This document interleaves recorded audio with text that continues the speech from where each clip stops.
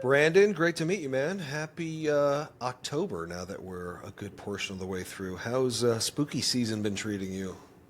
It's been good. It's especially good because the other night it was my son's 14th birthday, and he had a big sleepover with a bunch of friends, Nice. and they watched one of my movies, Superhost, as like a Oh, group, hey. and that was that's something I've been waiting for my entire directorial Oh, life, and wow. so yeah, I got to I took a picture and posted it on Instagram, but it's basically.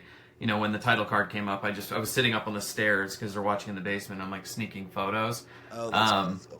and it was pretty great. And like my wife, because we have a security camera in the basement because we're weird, she was taking stills from the process, and they started on our chairs, kind of fanned out, or on our couch, and then by the end they were all like clumped together and like Oh, cuddling wow. in mass, which was really funny. That's what you want, right? Oh, Yeah, that's such a beautiful full circle moment because I'm sure that was you at 14, probably totally, huddling with hundred buddies percent. watching. Oh, that's awesome. Was this his first time seeing it?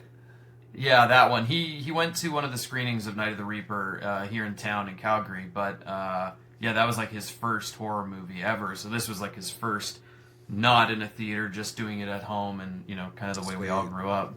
Nice. I feel like 14 is a pretty solid age to start Hmm. seeing horror. Somehow 13 and 14 was a massively different for me. I saw The Yeah, Exorcist at 13. No, I was actually 12 when I saw The Exorcist. And that really was devastating. Not devastating, but kind of traumatizing. I wasn't able to sleep for a while. But for 14, sure. I could see anything. It's funny how those Yeah, 2 years make such a difference. 14, I was seeing 100%. American Psycho and like everything was totally fine. But oh man, Right. that's a beautiful story. That's super cool. Yeah, so I mean, we've been watching Stranger Things with them as well, and we're in Nice. season 2 now, and just trying to get them caught up before the whole thing starts. Oh, But nice. yeah, it's been a very spooky season so far That's for us. We great. just trying to keep it going every day and however Yeah. we can. How about you?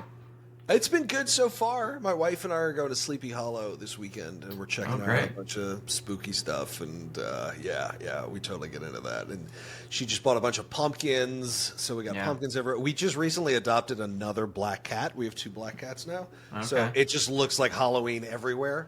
So yeah, between the pumpkins and all sorts of fall foliage that we have inside. My wife's an interior designer, so she's just really Oh, big great. on like interiors, obviously. But our place always looks awesome, and yeah, so it definitely feels like Halloween in here. So it's fun. It's fun. It's just an excuse to watch more horror movies than usual. Yeah, But for sure. yeah. No, it's good. I always get For me, these are my holidays. Like it's during Halloween when I gain weight and drink too much. During Hmm. the like Christmas into New Year's, then I can like be disciplined and go to the gym and whatever. But like these are Sure. my holidays. This is when Yeah, I yeah, can kind yeah. of let go. So yeah, it's a good time. Well, huge congrats on Night of the Reaper, man. I really, really enjoyed it a lot, Thank and you. it had such October vibes. Speaking of Hmm. Halloween, like it really gave that small town the kind of vulnerability of being young and the vulnerability of being scared by horror movies and the fun of October and like you just really I don't know that vibe hit really hard. So really good job just on that front. But the Thanks. movie itself was pretty awesome. Yeah, no, that was a huge focus, making it just like wanting to make something in that period because it's just, I'm a big Halloween kid and I grew up, in the 80s and 90s where fall was just that magical time where the earth turns orange and it just has a different feeling in the air. There's a crispness to it and I just wanted to attempt to capture that in our, in the way that I remembered it. And we got super lucky with weather for the most part and the trees behaved and everything, and so it definitely has that just fall vibes, which I love so much, and I'm going through now, which is so cool. Nice. Where did you guys shoot? In and around Calgary, Alberta, where I'm from. Oh, okay, cool. Cool. Is there a lot of production around that area or not as much? Yeah, there's usually some like one big thing going at every time, at any one time. Like The Last of Us season 1 shot here. That Ghostbusters Afterlife, Fargo was notoriously always shooting here. I think season 3 they didn't shoot here, Okay. but yeah, there's some Jennifer Lawrence movie that just came out or is coming out right now that was shot here. Yeah, there's a lot of stuff. It's a sneaky cool place to film because Canada by itself is already really good.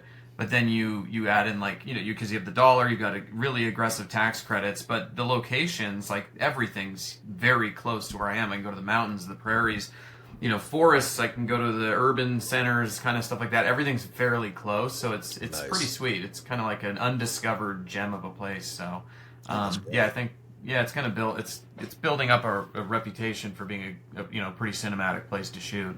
Sweet. All right. Well, that's definitely good to know. Where Well, are you?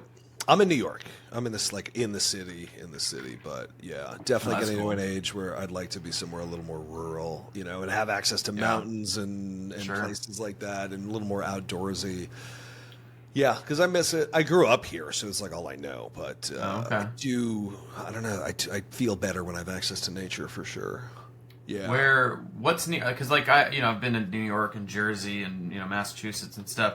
What up there is really mountainous that you could kind of go somewhere out? There's Bear Mountain, which it's about 45 minutes away, which I can drive to, and I've done that, Cool. and it's really nice hiking.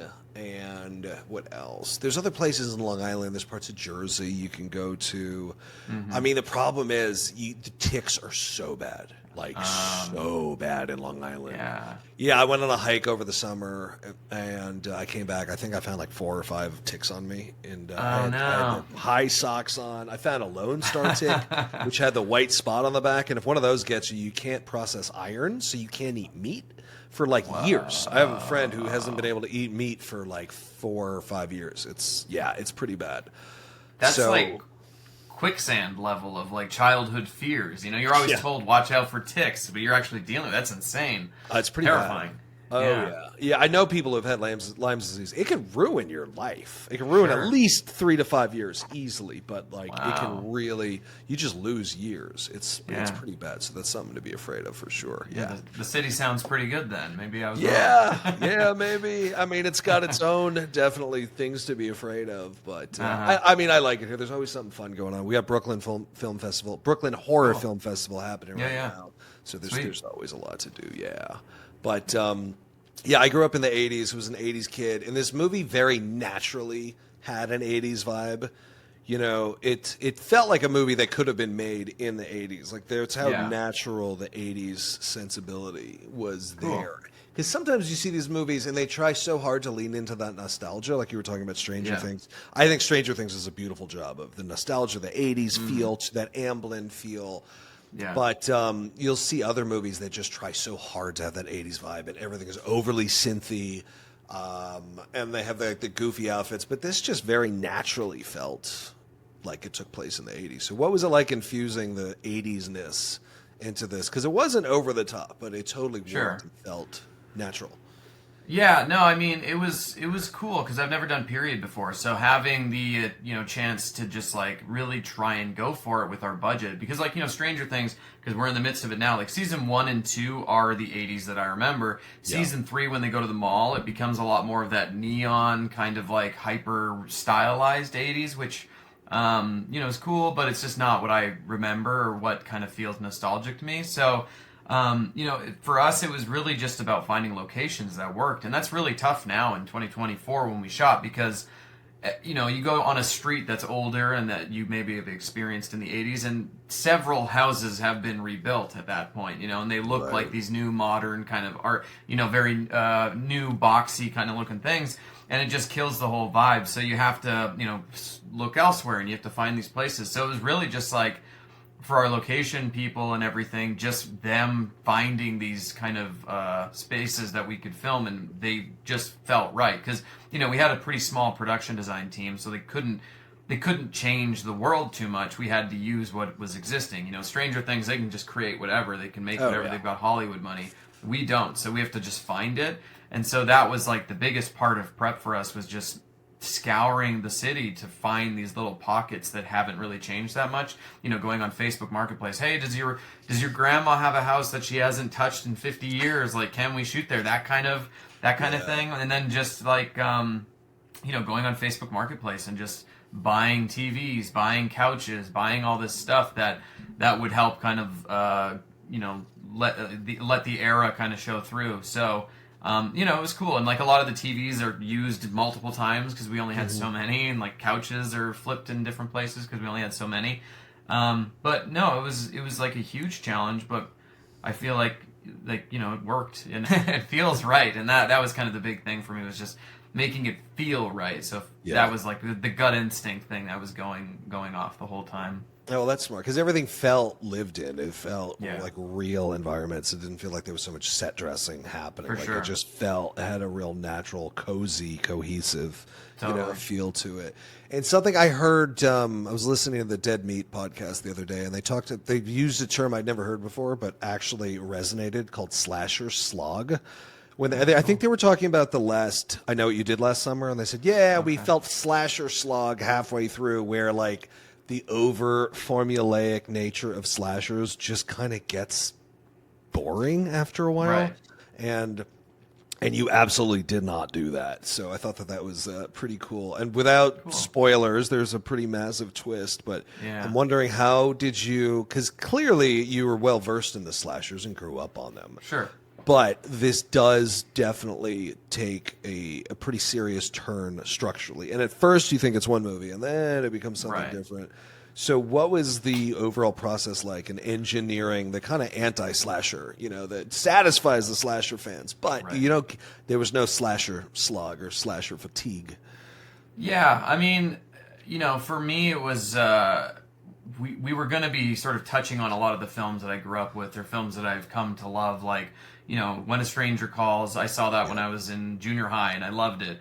And Scream, obviously, an incredible film. I loved that. And like House of the Devil is a bit newer, but again, it does what Reaper does, but it really sticks to it, and it just stays in that world. And I felt, kind of going into the script on this, we were like, House of the Devil does what we're trying to do perfectly. Like, it's so good.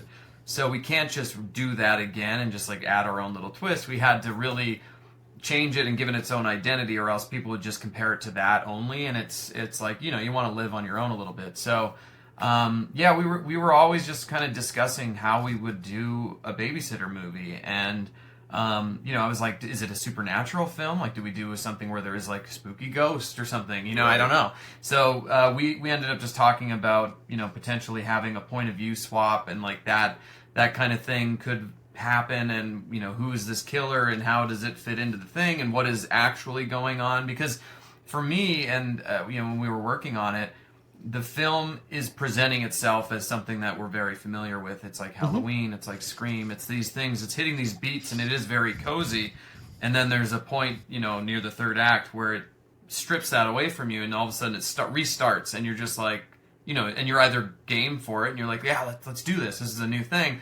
Or you're like, well, wait, no, I want that other thing. I want the Scream. I want the familiar thing. And I've seen the, responses, and some people like it and some people don't, and that's great.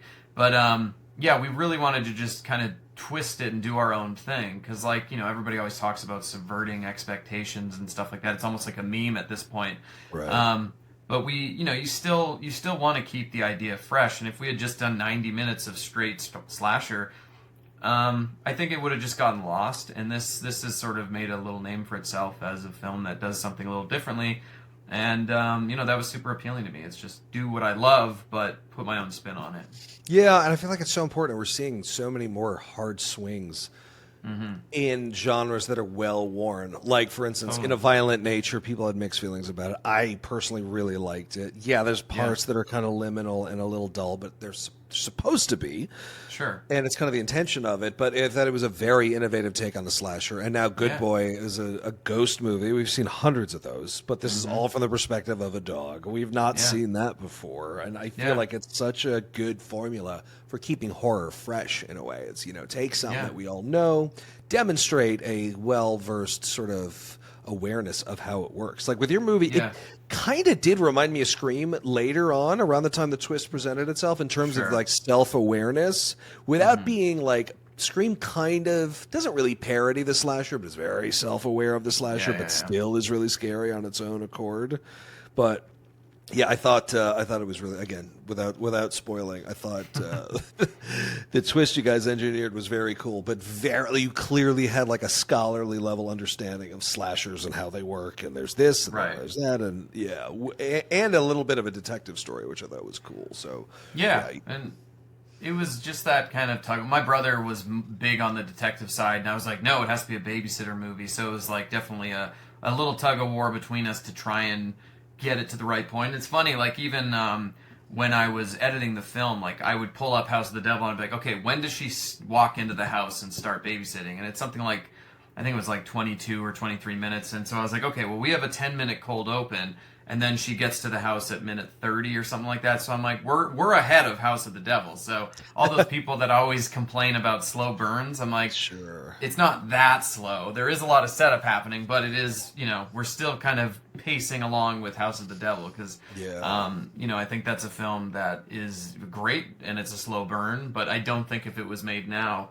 people would be as understanding of it because the way we watch has changed a little bit. Oh, it's a shame. And the complaints we have, like Rosemary's Baby, the ultimate slow burn, and it's like, would that do well now? I don't think it would because people just don't have the patience for it, Yeah, it's weird. Like our attention spans, everybody knows attention spans are getting worse by the year because of short form content. People obsessed with TikTok and doom scrolling on Instagram or whatever. But I heard something really disturbing that I forgot who I heard this from. They were doing something, and a new thing with Netflix, if you're developing something for them, is the dialogue has to be self-descriptive. So people can be on their phones while watching the movie and keep track of the plot. That's what, like, to me, that was just Armageddon for cinema. Like, okay, this is starting to really not be in a good place. You want the movie to be so compelling, people don't want to be on their phones, but, like, unfortunately, it's the reality we live in. And sometimes they're on their phone and on a laptop, and there's a tablet, and it's like, just preposterous. I know. It is amazing, though, I think, that humans have evolved, or new kids are kind of born with it, but we do have a capacity to multitask in a way that I don't think we did 20 years ago. Sure. I ask my wife to tell me something while I'm on my phone. I will not hear anything, but she's able to be on her phone and watch shows and stuff like that, and she's just like totally fine doing it. And I personally can't do that, but I think a lot of people can, and it's just like the norm now. So yeah, I did see that article about Netflix, the same as you, where and it's just like, it's a bummer because, my favorite viewing experiences what was like, watching Lost back in the day, where you don't really understand what you're doing, but there's like a sense of community with people that are all like breaking it down and figuring out what the subtext means. And a show like Better Call Saul, which never tells you what it's doing, it just allows you to intuit it by what they're doing and like how the characters are acting. So you're kind of filling in the gaps yourself. And so I think the art of subtext is getting lost a little bit, and it's frowned upon by people, by like Netflix and stuff, because they are contending with that broader kind of audience that maybe are not going to be as, they don't care about movies to be like, no, I need to sit for 90 minutes and just focus on this. Like they have a more loose relationship with it. I think just audiences are changing. Like you and I, we can sit and watch a movie for 3 hours and be like riveted. But some people just can't, and it's hard. You can't fight it. You just have to lean into it because that's just what it is, Yeah, I mean, I feel like it's the difference between cinema and content. You know, I think Netflix is making a lot of content, and it seems to be something to pacify audience versus cinema, which is something that is like a real cinematic experience where there's art involved and nuance, and you learn things. And I don't know, the kids these days, though, I worry for them. I know they're either going to be brilliant, like in just half robot sort of android combination things with AI, or they won't be able to function at all. I have no idea what to expect. It's me a neither. Weird frontier we're on. Yeah, man, for sure. Well, you not only directed this Night of the Reaper, but you edited it. You did the effects on it too, which Damien Leone actually did all three also with the Terrifier movies, or at least the first two. I'm not sure if he probably did the third two, but in any case, what is it like having such a close relationship with all these different elements of your film? I think it's good and bad. Like, it's good because my time is free, So, like, the overhead on the post-production on this film was very low. Like, you do a normal film and there's a post-production supervisor, and then he's got editors, assistant editors, he's got a VFX team, he's got a color. All these people are all getting paid. But when it's like a movie like this, it's just like, I want as much money as I can on the screen because that time is precious and we only have 22 days to shoot this thing. So I want to make sure that as much money is thrown at that, because if I'm going to edit it and I'm going to do all this stuff, like, if I have to start slashing pay like money, it's not going to be other people, it's going to be my own. And so Sure. like that happened on here, because like the song at the end of the film, Don't Fear the Reaper, like that was extremely expensive. And so we did not budget for that at all. It was I put it in the rough cut, and I was just like, I'm in love with this now. I can't get rid of that. And so like you ask the music supervisor, how much is this going to cost? And they go, oh, I don't know, it's going to be around this money or this amount. And so you're like, okay, cool. So you talk to the producers, and you're like, okay, if I color the film, that's like a bunch of money that can just go to the song. If I take less on VFX, that goes to the song. And then we were able to juggle it, so we had the money for it. And then we were like, okay, we can get the song. And then the music supervisor, like, I was wrong. It's not that much. It's actually twice as much. And so we were like, yeah. And so we went to Shudder and we asked them, and they gave us the rest. Oh, good so old Shudder to the rescue. Yeah.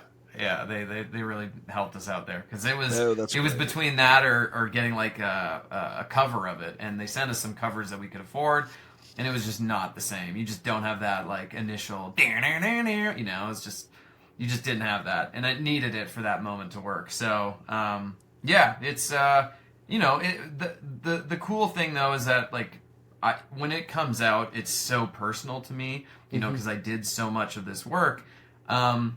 But it's also, it hurts more when people attack certain things, because like I know what's wrong with this film, like that, I held it together with like sticks and glue, and so when people see through that, like if someone's like, oh, it doesn't make sense, it's bullshit, I'm like, I don't care about that. But if someone's like, oh, I noticed in this one scene where so and so was kind of botched, that's what hurts, because I'm like, oh, I know exactly what they're talking about, and I know how hard that was to do or whatever. And so it's kind of funny, just like the peculiarities of the film are what I notice more, because I saw it, I was there, I picked every frame of every cut of this thing, and you're just doing your best to just try and make it work. There's no test audiences, there's nothing like that. It's usually like 3 or 4 people see the film before it's done, and you're just like hoping to God it works, and sometimes it does and sometimes it doesn't, but I'm very aware of when it doesn't. Yeah, no, that's gotta hurt when people nitpick those little things. Like, you don't understand. Like, I feel like people don't understand how difficult movies are to make. Yeah. Like, they've never been on a set before. They've never tried to write anything. Yeah.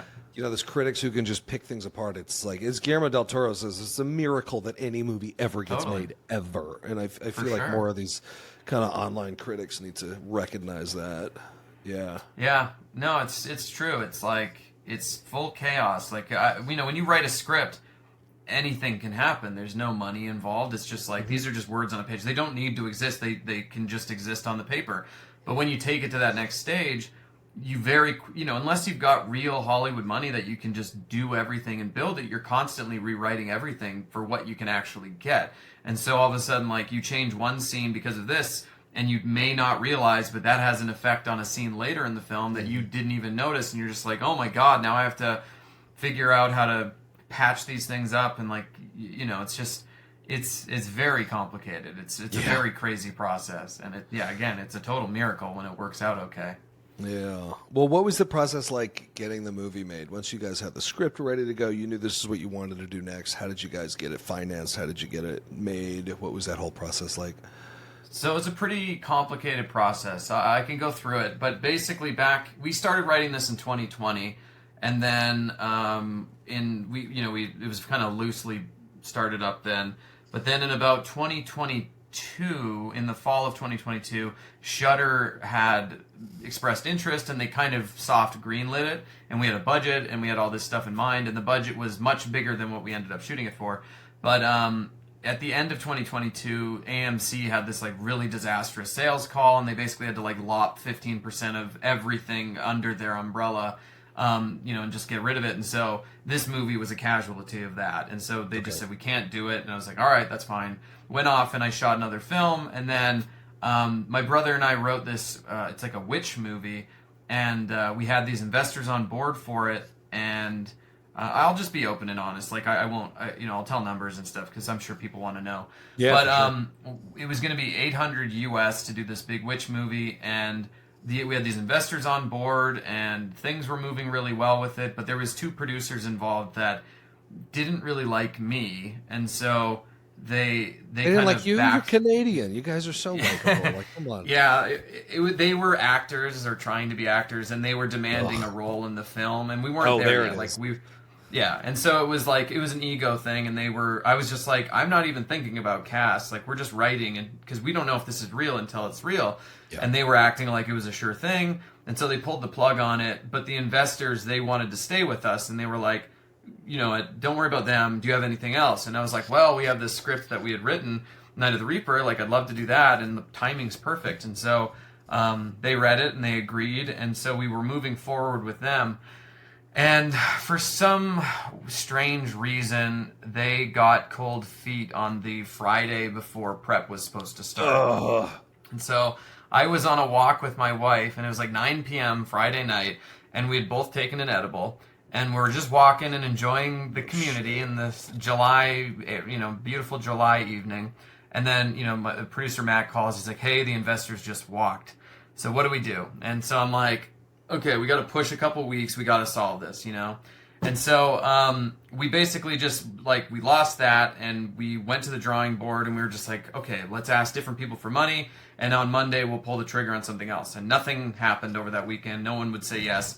So Shudder had made an offer for the film for $500 US, and we didn't want to sell it short for that, but we were like, okay, what we could do is we could get a bank loan based off of this $500,000 offer, and we can use tax credits and all that stuff. And that's US, so we're in Canada, so 500 US is gonna be like 650 Canadian plus tax credits.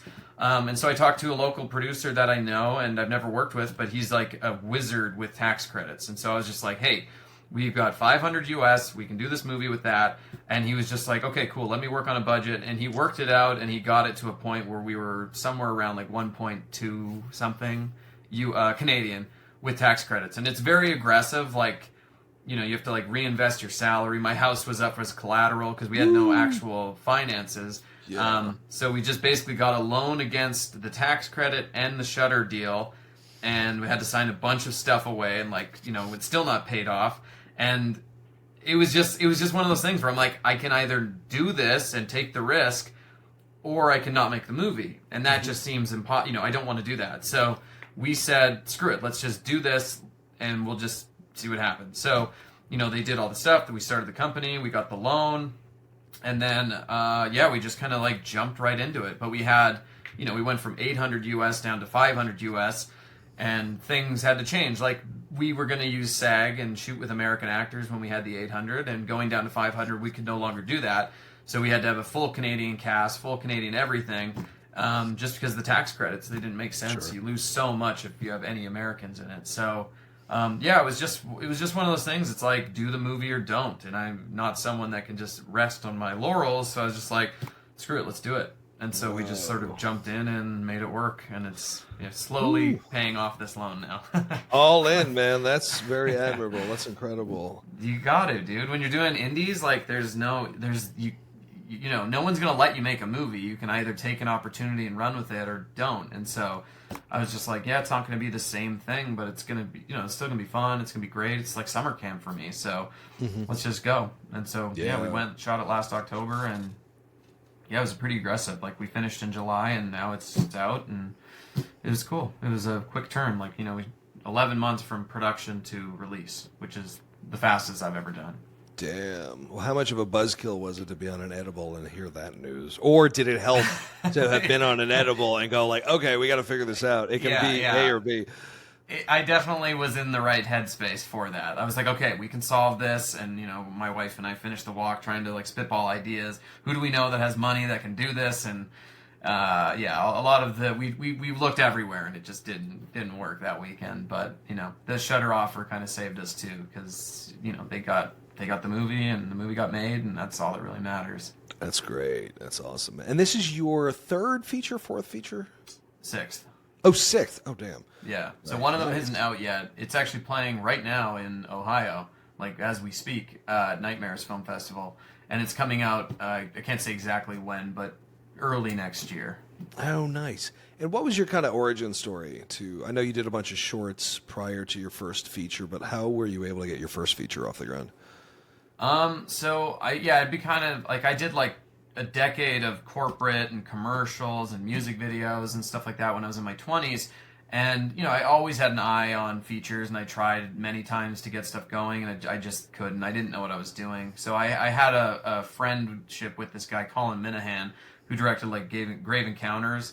And, you know, he produced Grave Encounters 2, and he just made Coyotes that just came out. But Oh yeah. he and I had been friends online for forever. You know, he was this young, like, wonder kid in the industry, like, making music videos for big bands when he was, like, in his mid-teens, and was just someone I always looked up to. So he, you know, we've been friends, but I don't think he ever really took me seriously as a filmmaker or anything like that until he had a script for a movie called It Stains the Sands Red, and it took place in the desert, and I was living in Las Vegas at the time, so I was like, oh, like, maybe we do this together. And I was like, why don't you come out to Vegas, you and your partner Stuart, and we'll just, like, scout it and see if we can make it work. And so they came, and I set up a bunch of stuff, and they were like, oh, like, maybe we can actually do this for really cheap. And so they put a bunch of money in, and we shot this zombie movie in 2015, and I just sort of, like, proved myself. Like, I dropped everything. Like, for 3 months, I didn't take a client. I said to everybody, like, I can't work. I got to focus on this thing. I got paid $0, and I just launched myself into it because it was like, this is a real opportunity here, and if I let money get in the way of it, like, that could kill it, and it's just not worth it. So this is like a stepping stone moment for me. So anyways, we produced the film, and then when Colin was editing it and he was doing all the posts, he was just kind of like, what would you want to do for your first feature? Like, maybe we can write something together. And so we wrote this movie Stillborn together pretty quickly. Like, started probably in, like, March of 2016, and maybe June we had a draft, and then we started sending that out to investors, and we basically just, you know, I think we raised 150,000 Canadian, and it was just, there was like 15 investors all putting in between like $2,000 and $15,000. So it was just a ton of people all just throwing in money.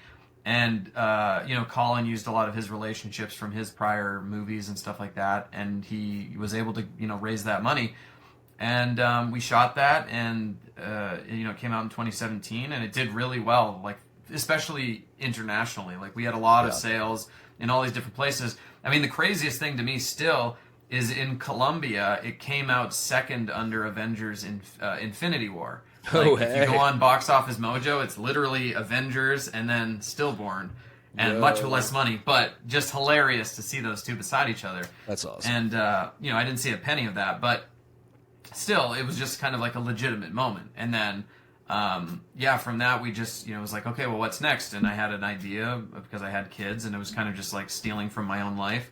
And Z came up from that, and we kind of did the same process, a bunch of investors, and you know, sold it internationally. And I think, you know, talking to people that listen to this that are into making indies or whatever, like, horror is a very real place to find money, because horror is an international genre. You know, you can make something in Canada, you can make something literally anywhere, because the idea is what's going to sell it. The gimmicks that you have, the concept behind the horror is so much more important than things like who's in it, you know? So it's like, it's a very good director's medium, because it's your voice. Like, you're the one crafting the scares, you're doing all that stuff. And you know, there is real opportunities internationally, because people are scared by the same things across the globe.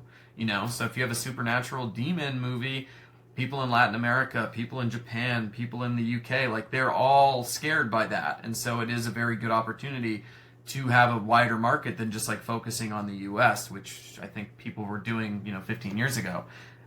So it just opens a lot of real opportunities to create a path for yourself, and that's, you know, that's what I was fortunately able to do. And it's, you know, I'm not doing studio stuff, I'm not a millionaire, but I'm making a living and raising 3 kids, and I'm you know, we're relatively happy and healthy, and right, American dream, or Canadian dream, or the dream. Let's call it the dream. Yeah, I mean, it's, you know, I'm where I would have loved to have been when I was in film school. You know, I was like, oh, making features for a living, that's sick. Yeah. But, you know, I've still got some room to grow. I want to do some more things and try out and grow and get bigger and whatever. But no, it's been amazing just to sort of slowly build, and it's very organic. And a part of that is just being willing to do small movies. Like, you know, I did The Puppet Man. I did in 2022. I shot, and that was my biggest budget movie. And after that, I've done a $200,000, and then the Shutter one, or then Reaper, which was 500 cash. So it's like I'm not on a linear growth path. I just like making movies. So I'm just happy to be along for the ride, you know? Yeah, I was talking to Joe Begos about this, where like usually directors will do a movie and then they'll be approached by agents, and the agents will say, "Oh," and they get you all these meetings, and you'll go like 4 years without doing anything because the agents will be like, "No, you need to do a $2 million movie next." Yep. So you just don't work. Yep. And Joe was like, "Yeah, I fired my agent. It was his agent or his manager. I don't want to misspeak here. I may be fucking this up. So don't anybody hold me to this. But it was somebody to that effect that was basically discouraging him from doing movies that were lower budgeted from what he had previously done. And he's like, "No, I just like to work. If I followed that advice, I would just make no movies." But it sounds like similarly, like you just make it for whatever you can get at the time. I've worked with Joe on a lot of his movies. Like I did VFX on VFW, I did them on Bliss, I did it on Christmas Bloody Christmas, and Jimmy and Stiggs. I did all the VFX. Oh, you worked on Jimmy too. and Stiggs? Oh, holy shit. Oh, man.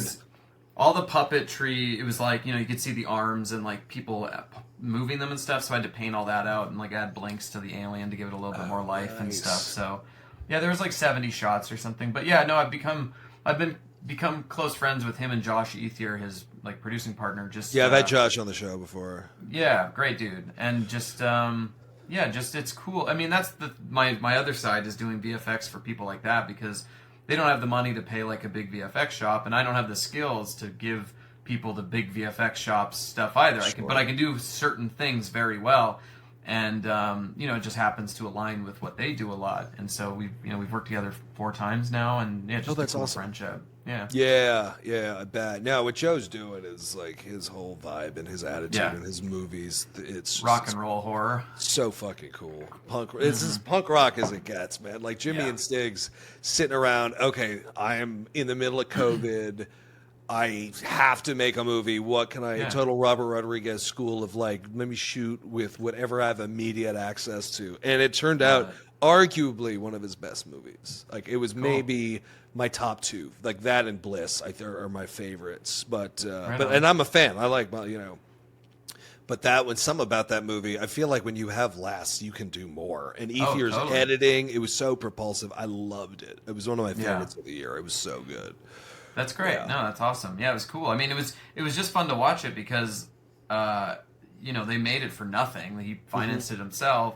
Everybody was just kind of just doing it for the love of it. And then all of a sudden, Eli Roth sees it, and it's like gets this whole thing. And he's like touring the country with his little alien, and it's like, oh man, like. And I talked to Joe, and I'm just like, dude, you're like, you might not feel it right now, but you're just living your childhood dream right now, like just touring the world with your movie and your hilarious alien. Like that is such a cool honor that I think when you're in it, you don't really realize it. So I hope that he was able to kind of stop and be like, holy shit, like. This may never happen again. This may be the peak, because it's hard to beat that, But yeah, that's pretty sweet. It was I got to see him when he came to New York with the movie, but they were on a tour, like a rock star tour. Yeah, it was pretty awesome. Yeah, I was so happy that Eli Roth picked up that movie, because I just like seeing one director helping out another one that he knows just kind of is due for some more exposure. And I think Joe's been working so hard for so long, and I was really happy to see Eli Roth get behind that movie, because it fucking rocked. Like it was so good. Yeah. You seen anything else good lately? I saw Weapons. I thought that was great. I just watched. Yeah, I just got the Blu-ray. Like it just came today. Yeah, my wife hasn't seen it. We're catching it after this conversation, actually. Does it have a bunch of extras? Because I buy.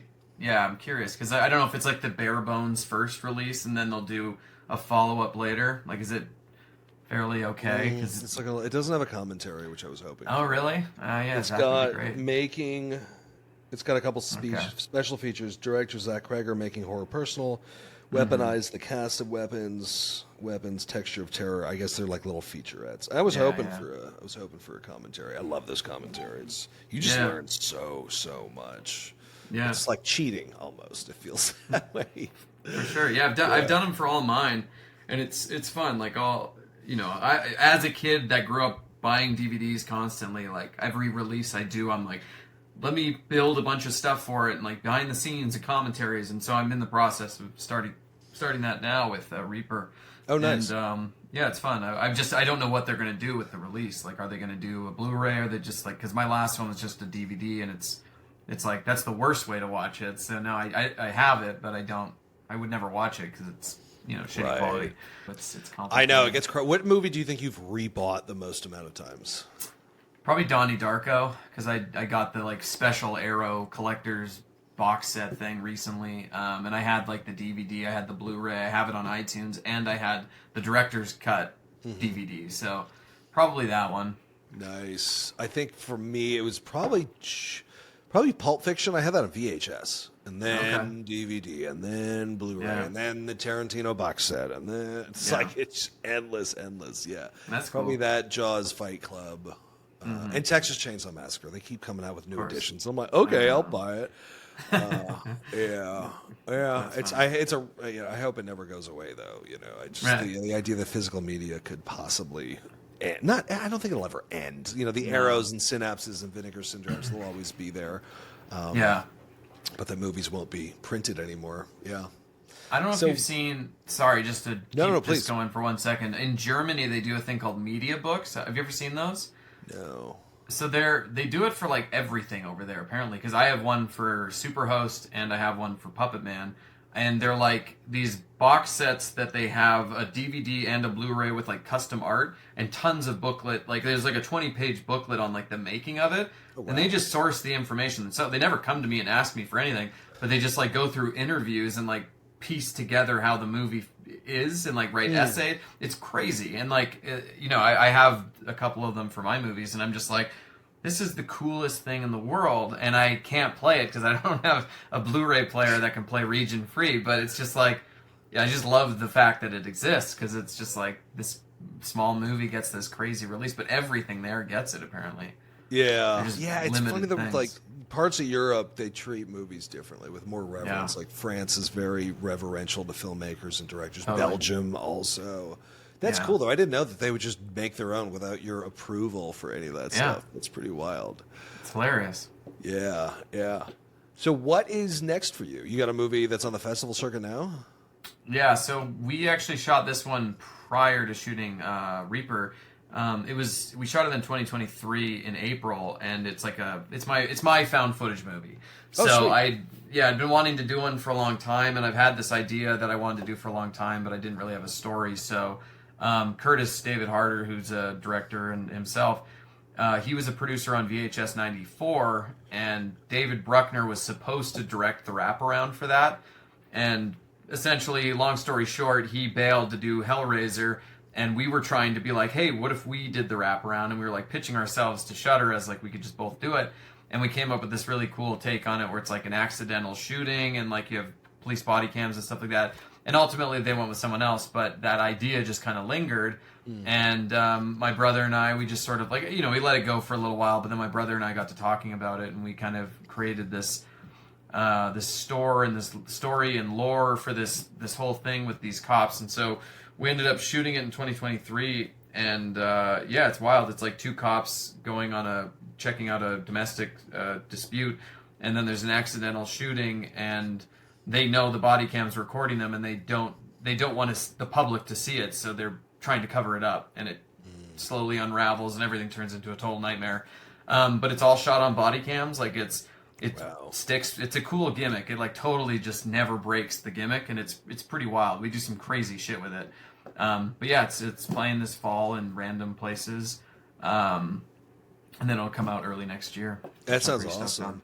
Yeah, I love found footage. I don't know when it became the kind of redheaded stepchild of horror. I think it just people got sick of it for a while because there was so much of it. But I love it, and I think it's so innovative. And I was thinking, because I'm always racking my brain, like what hasn't been done before with found footage. Because first, there was like the Blair Witches, and then there was the Paranormal Activities that had your Nest cams and your security cameras, and then we had the screen share horrors with Unfriended and stuff. Yeah, with Unfriended, and then there was the Zoom horror, or the Zoom found footage with Host. Yeah, Super clever, but body cam, that hasn't been done before. That's I know. Really cool.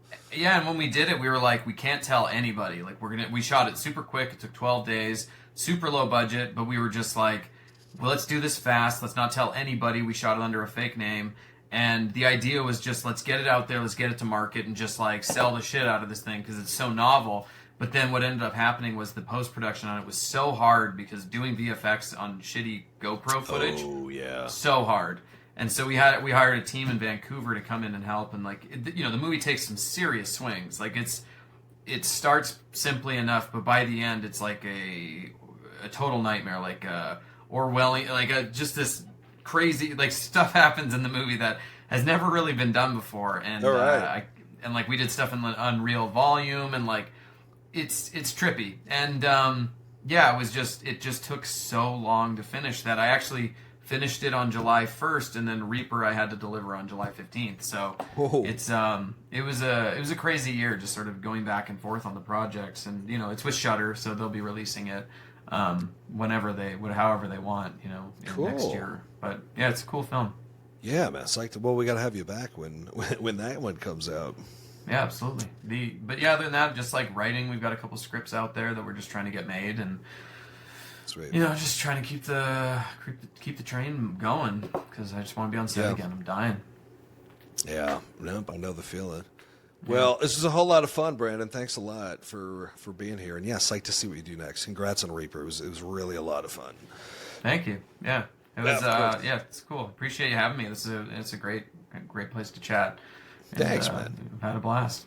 Cool. Well, before we part ways, any parting wisdom for those aspiring filmmakers out there?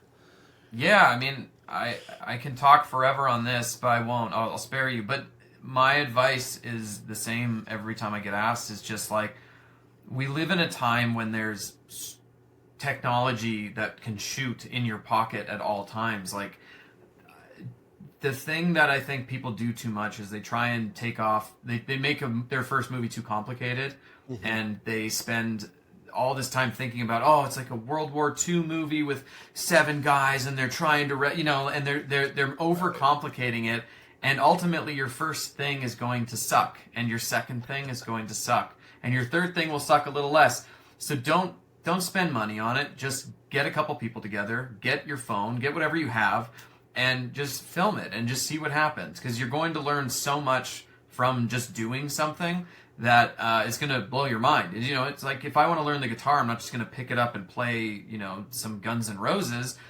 I got to take lessons. I got to figure it out. So I don't know why people, like, so many people think that their first time making a movie is going to be this impactful event. And sometimes it will. Like, some people are just geniuses and they'll do it. But for the most part, you need to walk before you run. And so just lower the threshold of what you need to shoot, and just shoot something, and then work on it and play with it and do it again and again, and eventually you'll find yourself making things that are not bad, and then you just keep building on it. I've made so much bad stuff, and I would never share with anybody, and it helped me. You learn by failing, and this is an industry that you're going to fail a lot in, so don't make it more complicated for yourself. Just fail quietly on your own, and then keep building on it. That's kind of my advice. All right. Well, you all heard it here. So very wise words. Thank you for that. Yeah, no worries. All right, Brandon. Thanks again. This was great. And right. Night of the Reaper is on Shudder now. So all you listeners, check it out if you haven't already.